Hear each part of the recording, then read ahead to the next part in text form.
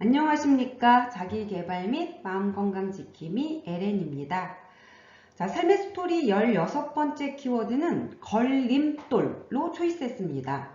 15번째 키워드에서 소통을 좀 살펴봤다면 누군가하고 의사소통을 좀 잘하고 싶은데 안 되는 이유가 뭐지? 이 타이틀을 좀 걸림돌로 잡아봤습니다. 걸림돌에는 어떤 것들이 있는지 한번 공유를 해보겠습니다. 일단 의사소통의 단계를 5단계로 나누는데 여기서는 3단계까지만 일부 노출하겠습니다. 우리가 어떤 새로운 사람을 만나면 인사를 가볍게 주고받습니다. 그렇게 인사를 몇 번 주고받다 보면은 내 인사 잘 받아주는데 좀 친해지고 싶다. 그래서 사실과 정보들을 주고받는 단계로 이동을 하게 됩니다. 근데 내가 어떤 사실과 어떤 정보를 자꾸 주고 있는데 상대방이 관심 있어라 하게 되면 이제 3단계로 넘어가게 됩니다. 그래서 이제 나의 것을 노출을 합니다. 내 생각, 내 의견, 내 관점 이런 것들을 노출을 하는데 이 노출하는 과정에서 우리는 무의식적으로 상대방의 반응을 모니터링 합니다. 상대방의 반응을 관찰을 합니다. 근데 관찰을 해보니까 상대방의 반응이 호의적이면 그 대화가 끝나고 나면 유쾌함으로 마무리가 됩니다.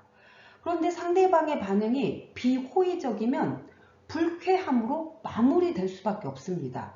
그래서 세 번째 단계의 의사소통부터는 감정이 생성이 된다라고 볼 수 있습니다. 근데 이 불쾌함의 감정이 과연 진짜 상대방의 반응이 비호의적이기 때문인가? 물론 이런 부분도 일부는 분명히 존재합니다. 그런데 또 나의 관점에서 살펴보면은 내 안에 무엇인가가 작동이 되어서 뭔가 대화가 끝나고 났을 때 불쾌함으로 마무리되는 경우도 있습니다. 그래서 의사소통을 잘 하고 싶은데 안 되는 이유는 정말 뭐지? 라고 할 때 여러 가지 이유가 있겠지만 저는 여기에서 4가지만 좀 살펴보겠습니다. 일단 첫 번째는 삐뚤어진 자아상입니다. 내 스스로 나를 부정적으로 인식하고 있거나 나를 너무 낮추어서 낮은 자존감을 가지고 있거나 상황에 따라서 자꾸 안정되지 않은 불안정한 정체성을 가지고 있거나 이런 경우에 있어서는 의사소통 자체가 마무리가 되면은 기분이 유쾌해지기가 어렵습니다. 그래서 일명 나는 나를 예쁘게 바라보고 있는가 요 부분에 대한 점검이 좀 필요합니다. 내가 나를 삐딱하게 바라보면 당연히 내 앞에 있는 사람도 삐딱하게 보입니다. 그런데 나의 삐딱함과 상대방의 삐딱함이 같은 방향으로 삐딱을 하고 있으면 의미 공유는 가능할 수도 있습니다. 그런데 우리가 삐딱이의 이 기울임은 절대 같아질 수가 없습니다. 나의 삐딱이와 상대방의 삐딱이가. 그래서 의미 공유가 어려워지게 되고 의미 공유가 어려워지면 당연히 의사소통하고 나서 불쾌할 수밖에 없는 이런 경우가 있습니다.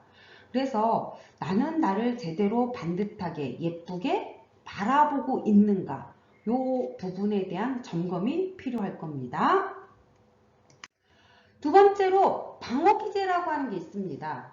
일상에서 내가 좀 어려움에 처했다 혹은 관계에서 갈등이나 마찰과 같은 곤란한 상황에 직면하게 되면 나는 무의식적으로 나 스스로를 보호하려고 하는 방어 기제를 작동시킵니다.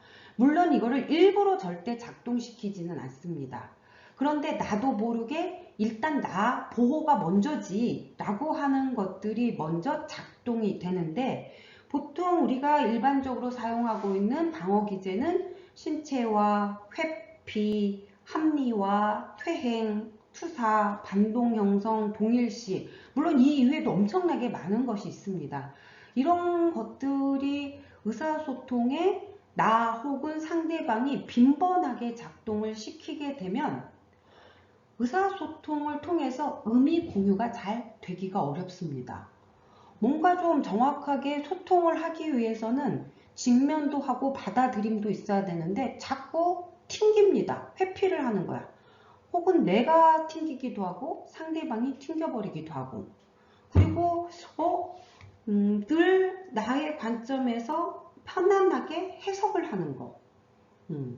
여우가 포도를 따먹으려고 껑충껑충 뛰었지만 결국에 포도를 따먹지 못하고 돌아서면서 나는 키가 작아서 포도를 못 따먹었네? 이렇게 해석을 하면 되는데 저 포도 맛없을 거야. 저 포도 실 거야. 이런 식으로. 그리고 내가 30대면 30대, 50대면 50대의 나이로 딱 직면을 해야 되는데 뭔가 직면하면은 크게 상처가, 아픔이, 고통이 올 것 같으니까 이전 발달 단계로 되돌아가는 거, 퇴행. 그리고 분명히 나의 문제라고 한다면 내 문제를 인정을 해야 되는데 상대방의 문제로 옮겨놓는 것들. 그리고 미운 놈에게 떡 하나 더 준다라고 하는 것들. 이런 것들이 너무 빈번하게 상대방과 나 사이에 작동을 하게 되면 나도 모르게 이러한 방어 기제를 작동하게 되면 의사소통이 의미 공유가 어려울 수밖에 없습니다. 자꾸 단절되게끔 되어 있습니다. 자, 세 번째로는 인지적인 왜곡도 있습니다. 자, 이제 저는 여기에 좀 여러분들에게 좀 초점을 맞추고자 합니다. 우리가 살고 있는 현실을 정확하게 제대로 봐야 되는데 현실을 잘못 인식하게 하는 비이성적인 사고의 패턴들이 있습니다. 나는 안 그래? 아닙니다. 대부분 많이 가지고 있습니다. 근데 이거를 이제 양쪽으로 너무 많이 가지고 있게 되면 의사소통이 굉장히 단절될 수밖에 없습니다. 어떤 것들이 있는지를 간단하게 살펴보겠습니다. 자, 임의적인 추론이라는 게 바로 무엇이냐? 아무런 관련도 없는 것을 문제 사이에 연결시키는 겁니다. 예를 들어서 내가 내 친구나 내가 아는 지인한테 카톡을 보냈는데 답변이 없으면 상대방이 못 봤을 수도 있고 봐도 바빠서 그 즉시 응답을 못할 수도 있는데 이 사람 의도적으로 피하네? 이런 경우가 임의적인 추론입니다. 자, 정신적인 여과는 내가 경험한 걸 근거로 해서 나, 타인, 세상에 어떤 대해서 자의적으로 판단하는 겁니다. 나는 쓸모없는 사람이라서 아무 희망도 없고 사태는 더 나빠질 거야. 이런 것들을 정신적 여과라고 표현합니다. 자, 과도한 일반화는 한두 사건을 너무 확대 해석해서 결론을 내리는 것. 내가 오늘 어떤 사람을 처음 만났는데 그 사람에 대해서 좋은 감정을 느끼면 그냥 첫인상이 좋다라고 해석해야 되는데 그 사람은 무조건 착한 사람이야. 그 사람은 무조건 좋은 사람이야. 이렇게 과도하게 일반화하는 것들. 그리고 과장과 축소는 너무 큰 의미를 부여하거나 너무 과소평가하거나 라고 하는 것들. 개인화는 나하고 무관한 것들을 나와 다 연관시켜서 해석하려고 하는 특징입니다. 인지적인 사고입니다. 시험에 떨어져서 내가 여자친구하고 헤어진 거야. 이런 것들. 자, 그리고 흑백사고는 이분법적 사고라고도 표현합니다. 세상을 악운과 적군, 좋다, 나쁘다로만 판단하는 것들. 완벽하지 않으면 가치가 없어. 돈이 없으면 벌 볼 일 없어. 이런 사고들은 잘못된 사고입니다. 자, 그리고 독심술이라고 하는 것은 충분한 근거도 없이 다른 사람의 마음을 내 마음대로 추측하고 단정 지어버리는 경우가 있습니다. 모호하고 사소한 것으로 상대방 마음을 판단하는 것들. 이러한 인지적인 왜곡들을 많이 하게 되면 의미 공유의 소통이 불가할 수밖에 없습니다. 그래서 나는 어떤 인지적인 왜곡에 잘 노출이 되어 있는가, 잘 하고 있는가를 점검을 좀 해보는 것도 필요하다라고 말씀을 드리겠습니다. 자, 그리고 마지막으로 감정의 억압입니다. 감정은 숨길래야 숨길 수 없습니다. 그런데 우리는 철저하게 감정을 봉인하고 사는 경우가 많습니다. 왠지 감정을 노출하는 거는 내가 약자가 되는 것 같고 내가 피해를 당하는 것 같고 그래서 이성적인 능력은 우수하고 우월한 걸로 평가하면서 감정적인 능력은 열등한 걸로 평가하고 있는 것도 굉장히 큰 문제입니다. 여러분들이 분명히 인간은 뇌가 있는 이성적 존재이기도 하지만 심장이 있는 감성적 존재이기도 합니다. 그래서 감정을 없는 것처럼 간주하지 마시고 감정이라고 하는 게 존재한다라고 하는 걸 인식하고 어떤 감정인지를 파악하고 그 감정을 조절하는 게 필요합니다. 근데 대체적으로 우리는 왜 감정을 억압할까? 들여다보면 착한 사람으로 좀 인정받고 싶고 착한 사람으로 좀 승인받고 싶은 욕구가 강하면 감정을 무시하거나 감정을 없는 것처럼 간주하는 경우가 많습니다.